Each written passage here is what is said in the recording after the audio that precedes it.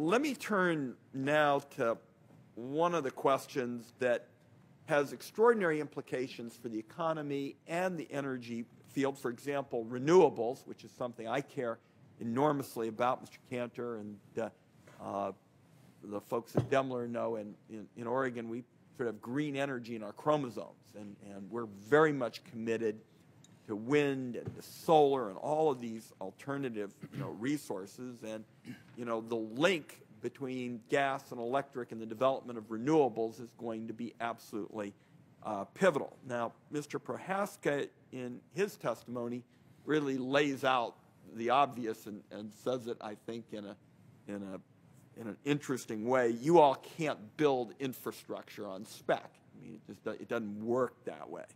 And Mr. Van Welle basically says that generators lack the incentives to buy long-term firm service of the kind that allows Mr. Prohaska, in effect, to get out there with more infrastructure.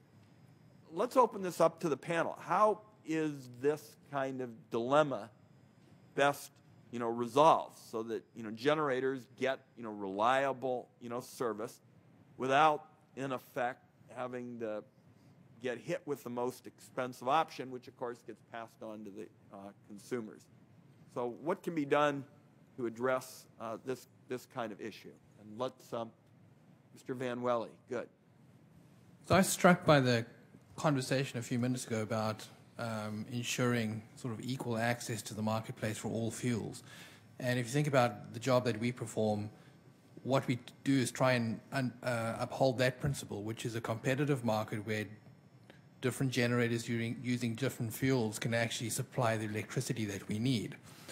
And so from our perspective, the way to solve the problem that you raise, we need to make sure that there are sufficiently strong incentives for generators to make the necessary fuel arrangements. And incentives really come in two forms.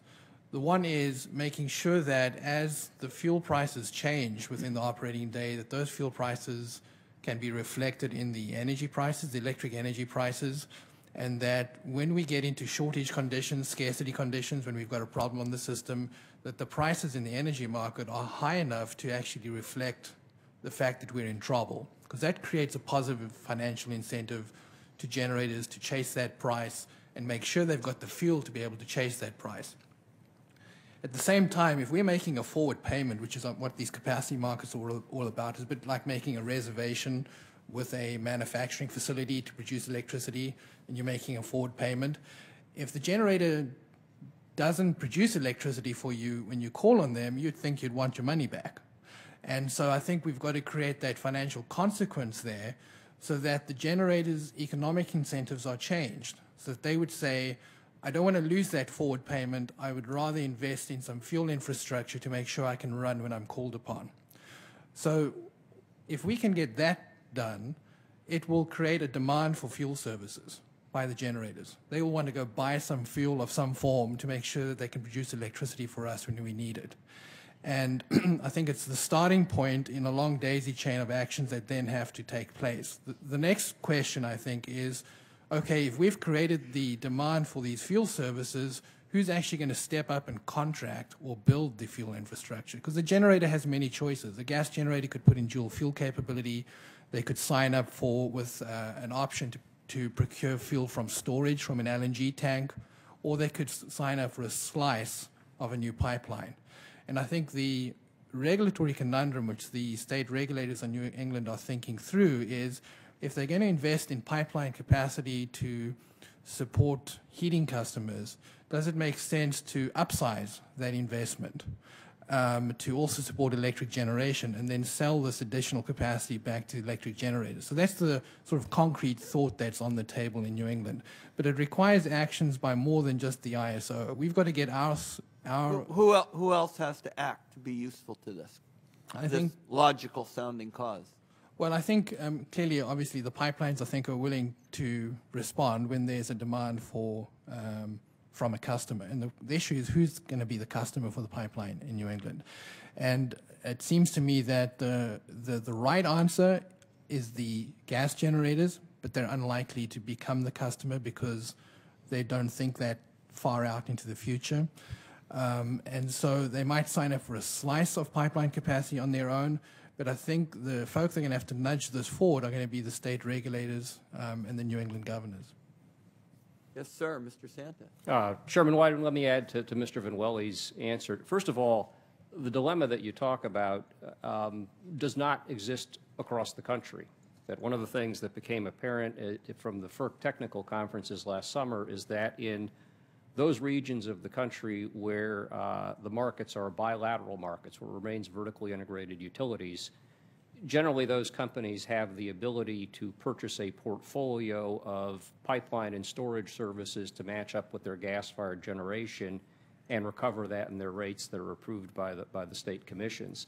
And this is not intended as a comment on the relative merits of the organized markets versus the vertically integrated markets, but nonetheless, it's a problem that's somewhat unique to the organized or restructured markets. As Mr. Vanwelli said, I think one of the dilemmas here is how do you put a price on reliability? I mean, clearly there is a tremendous value to reliability. Think about the cost that a region would incur if there were to be a major blackout. We've seen that. It's been quantified. And then once you say, let's put a value on it, who pays for it? To what degree can, as Mr. Vanwelli suggests, would the generators sign up for it? To what degree, given that everyone benefits from reliability and everybody suffers if it's not there, do you somehow socialize that cost across all electricity customers? And also, as he partly alluded to, we kind of have this mismatch between the fact that in the capacity markets, generators receive a commitment that's only for, what, 3 years? And while, of course, the type of contract you would need to underwrite a pipeline addition is probably a minimum of 10 and probably longer than that. So I think it's going to have to be, partly through the market design things that the New England ISO is working on, but also is there a role for the states as they look at their region, its needs, and the role they can play. The other thing here which makes it something of a challenge is Mr. Vanwelli referred to the gas distribution companies, which are typically the anchor shippers on the pipelines. The biggest concern we've got is that coincident peak day in New England when it's very cold, the LDCs are using all of their capacity to meet their service obligation, and yet the generators who are not holding firm capacity also need gas. Anybody else? Gas electric coordination? Jesus Soto with Pacific Gas and Electric. So natural gas has been a key fuel for electric generation in California for decades. So they're making the gas and electric system interdependencies. We know it well. Our challenge is the integration of intermittent renewables. And the fact that our gas-fired electric generation will have to ramp up or ramp down. So that integration is going to be what we're focused on.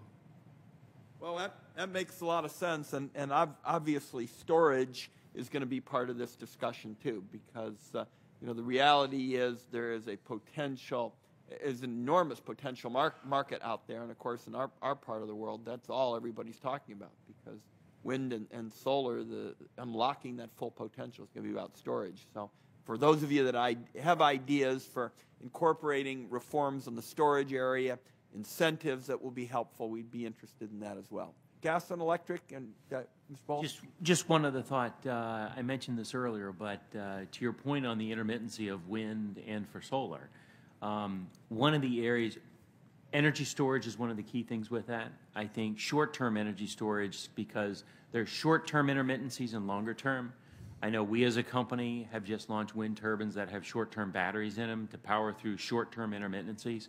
What I'd say is a lot of countries in the world use gas turbines then to back up the wind, and because you have a way to quickly throttle through those time periods. So the gas infrastructure key. California is obviously one of the areas in the world, Mr. Soto, that you talked about.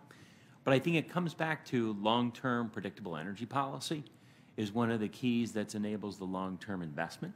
And I think that's probably one of the long-term enablers.